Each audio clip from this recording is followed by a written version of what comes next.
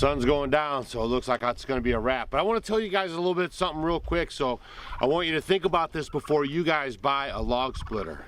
So a lot of you guys know that we've lived off-grid in a log cabin now for 8 years. We heat with a wood cook stove, and that's what cooks our food and everything during the winter time. So gathering wood and collecting wood has been something that we've done ever since we've made the move to live off-grid.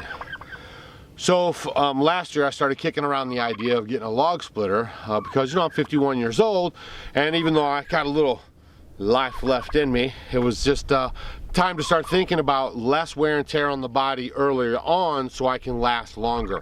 So I started investigating log splitters, and what I found out was totally nuts.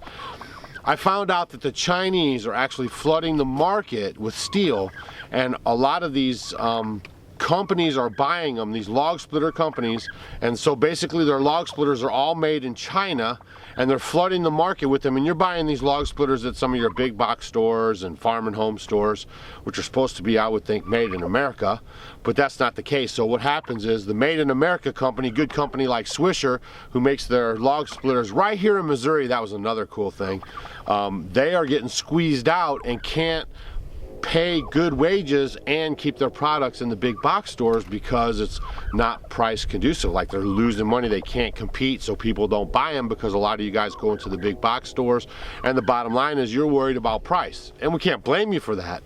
But I guess we're just saying, think a little bit harder about how that affects your neighbor and your community and even our country as a whole. So if you can spend a few more dollars to get made in America, it's really worth it. So I reached out to them after I found out that they were in Missouri, and I actually went to their factory.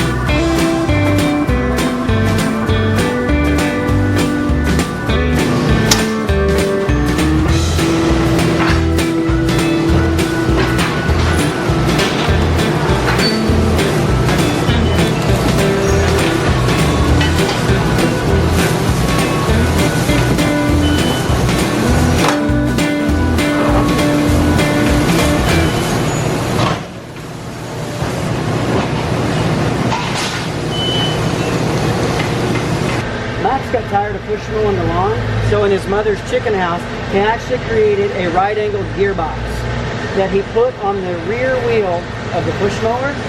He ran a pulley off the top of the engine over to the gearbox and made a self-propelled lawnmower.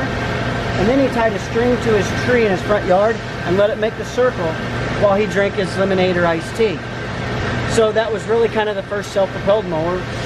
Well, then a few years later, I think it was about 46, 47, he came out with the three-wheel rider. This was the first zero turning radius mower on the market in the world. In the late 1940s, early 1950s, it used that same right-angle gearbox. The original ones drove off the top of the engine, similar to the way the push mower did, but there is no reverse. It's a forward speed. This front wheel spins 360 degrees. So as you're going, you just turn the wheel and it backs up. You turn it again and you're going forward. This was, again, the first zero turning radius mower in the world, right here in Warrensburg. The beam's going to go into the vertical position. Since I'm on this, it won't tip up, but what it will actually do is tip up and rest on the base. There's a slot here that will pivot.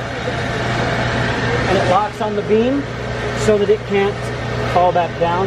It locks it in a vertical position. By the way, that's something that a lot of splitters and companies don't have, is that locking. And one of the things that on the So we toured the factory. It was a super fabulous tour. Very nice people. Hope you guys enjoyed that. It's almost like a field trip Friday. So we just want you guys to keep remembering, buy American, employ your neighbor just from your purchase, and let's you know, keep this country chugging right along. So thanks for watching the video, and now you know at least about how China's flooding the market with that steel, which is in turn driving down the prices, which is almost actually driving some log splitter businesses out of business. So see you guys on the next video.